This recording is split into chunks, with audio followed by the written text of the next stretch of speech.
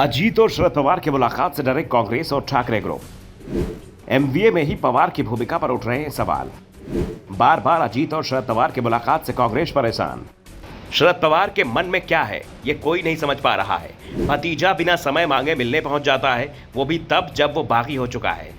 चाचा की बनाई पार्टी को तोड़कर अपनी पार्टी बता रहा है, लेकिन चाचा हर बार भतीजे से मिलने को तैयार हो जाते हैं। रविवार को अजीत पवार अपने गुट के मंत्रियों के साथ शरद पवार से मिलने पहुंचे थे। अगले दिन वो 30 विधायकों को लेकर सीनियर पवार से मिलने पहुंच गए और उससे पहले जो अजीत अपने चाचा से मिलने उनके घर ही पहुंच गए। शरद पवार भले ही दावा कर रहे हैं कि वो बीजेपी के साथ नहीं जाएंगे, लेकिन कांग्रेस और शिवसेना यूबीटी इसे लेकर असहज दिख रहे हैं। 4 दिन के अंदर अजीत पवार की शरद पवार से 3 मुलाकातों ने महाविकास अघाड़ी के दोनों साथियों को पसोपेश में डाल रखा है। इन दोनों ही दलों को शरद पवार के रुख पर संदेह हो रहा है। सबसे बड़ी बात, अजीत पवार ने रविवार के बाद सोमवार को भी वाईबी चौहान सेंटर जाकर चाचा से मुलाकात की थी। इस दौरान 30 समर्थक विधायक भी थे। सोमवार को शरद पवार को बेंगलुरु में जाना था, लेकिन अजीत से मुलाकात के चलते उन्होंने बेंगलुरु जाना ही टाल दिया। शरद पवार पहले दिन मुंबई में ही रुके रहे। विपक्षी मीटिंग में न जाकर अजीत पवार से मुलाकात के लिए रुकने को लेकर संदेह हो रहा है। यही नहीं, सोमवार को विधानसभा सत्र शुरू होने पर विपक्ष की ओर से धरना प्रदर्शन किया गया था, लेकिन शरद पवार गुट के विधायक विधानसभा में तब पहुंचे जब विपक्ष का धरना प्रदर्शन समाप्त हो गया। इसे शरद पवार के रुख को लेकर संदेह पैदा हो रहा है। कांग्रेस की विधायक यशोमती ठाकुर ने कहा, मेरी निजी राय है कि शरद पवार के भतीजे अजीत पवार से मुलाकात तो किसी ने भी पसंद नहीं किया होगा।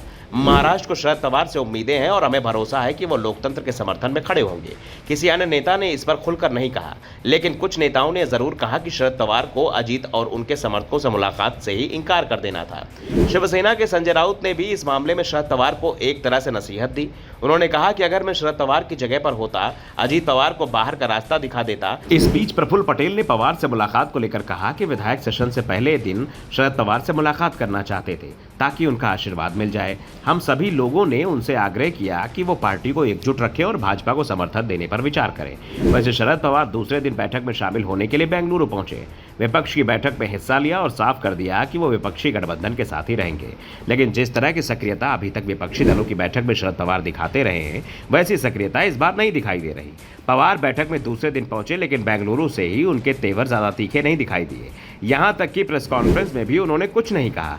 उद्धव ठाकरे ने जरूर अपने तीखे तेवर दिखाए। इसके बाद से सवाल उठ रहे हैं कि आखिर शरद पवार के मन में क्या चल रहा है। वैसे इस बार विपक्षी गठबंधन की अगली बैठक मुंबई में करने का फैसला किया है, यानी अब विपक्षी दलों ने भी शरद पवार को फंसा दिया है। एक और उद्धव ठाकरे ने साफ कर दिया है कि मुंबई में होने वाली बैठक में विपक्षी दलों के बीच एकता और मजबूत होगी। कुछ और दल भी इंडिया में आ सकते हैं।